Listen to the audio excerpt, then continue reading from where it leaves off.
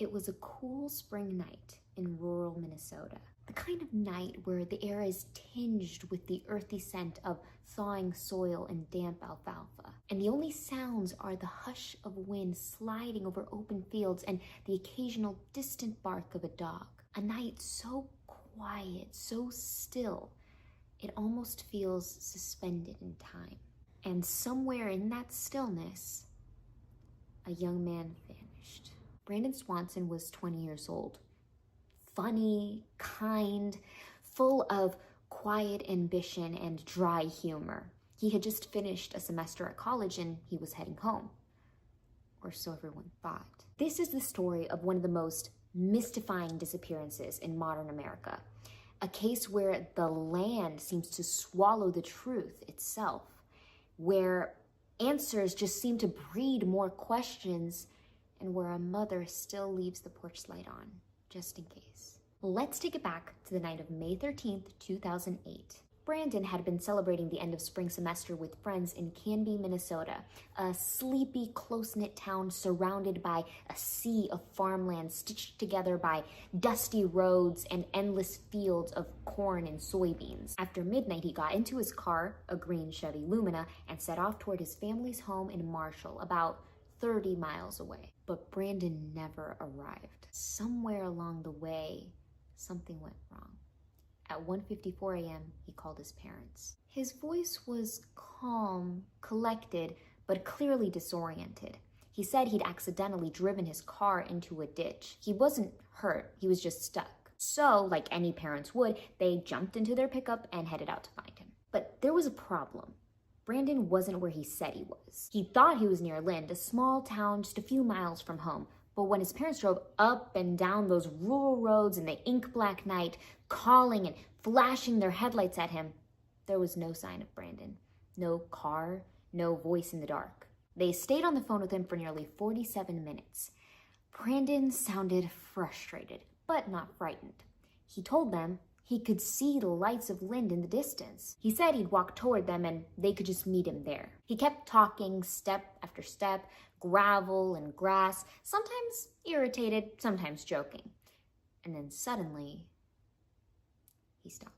Until his voice cut back in with a sharp and alarmed, "Oh, shh!" Then nothing, just silence. The line remained open, but Brandon never spoke again. When daylight broke, the search began in earnest. But instead of finding Brandon near Lind, authorities discovered something strange. They located his car near Taunton, nearly 25 minutes in the opposite direction. It had rolled into a shallow ditch along a gravel road just outside the boundary of Lincoln County. A quiet, isolated stretch of countryside where the silence feels heavier than usual. And this quiet discrepancy changed everything. He hadn't been where he thought he was, not even close. This revelation rewrote the map of the search. It sent volunteers and deputies combing through endless miles of prairies, ditches, and fence lines. They searched with cadaver dogs, helicopters, infrared sensors, and even dive teams in nearby drainage creeks. The terrain was deceptively simple. Flat fields, rows of crops, rural roads. But the vastness was sinister. So much open space, so many places to vanish. At one point, dogs tracked Brandon's scent for nearly 3 miles through fields, along gravel roads, and past an abandoned farm building. But then, near the edge of the Yellow Medicine River, the trail simply stopped. As if he had stepped off the earth. Theories swirled like dust devils on a summer plain.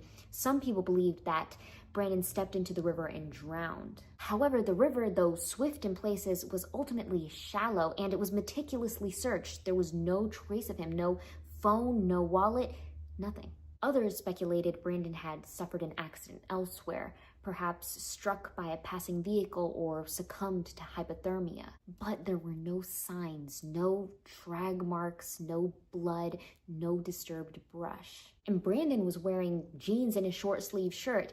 Not enough for a cold May night, but not enough to guarantee exposure either. Then there were the darker rumors, whispered suggestions of foul play. that someone may have come across him on the road, that someone or something may have frightened him in those final moments, that maybe he wasn't alone when he said, "Oh, but again, there was no evidence, only shadows and speculations. Even his phone, a vital, integral clue of this, offered nothing concrete. Authorities obtained cell tower data which confirmed that he was in the Taunton area when he called.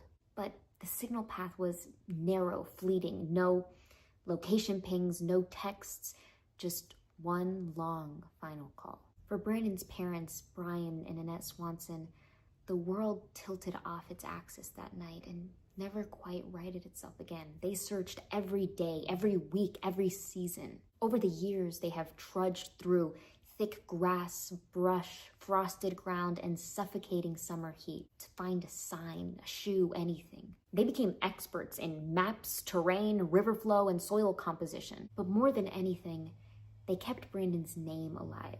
Annette fought for new legislation, and she won. Brandon's law was passed in 2009, requiring law enforcement to begin immediate investigation when an adult is reported missing, regardless of age. Before that law, officers had initially dismissed Brandon's disappearance as just some college kid who'd wandered off, a mistake that they now admit cost precious hours.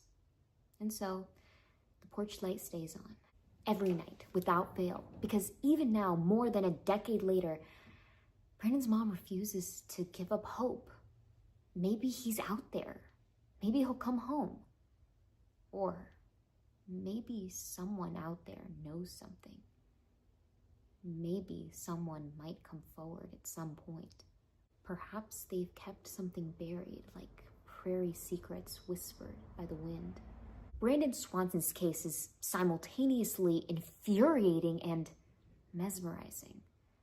There were no enemies, no criminal past, no known reason for any single person to want to harm him. Just a young man heading home on a quiet night who walked into the dark and never came back. Perhaps he slipped into some forgotten crevice of land, a sinkhole, a drainage pipe, a place no one would think to look. Or perhaps, in his final breath, Brandon saw something none of us can explain. That last word echoes in every single theory. What was it that he saw?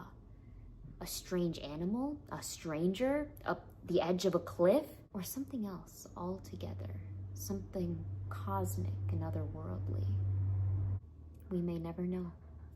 The prairie keeps its secrets close. So, if you ever find yourself driving the lonely back roads of southwestern Minnesota and the wind shifts and the corn rustles a little too suddenly, remember Brandon.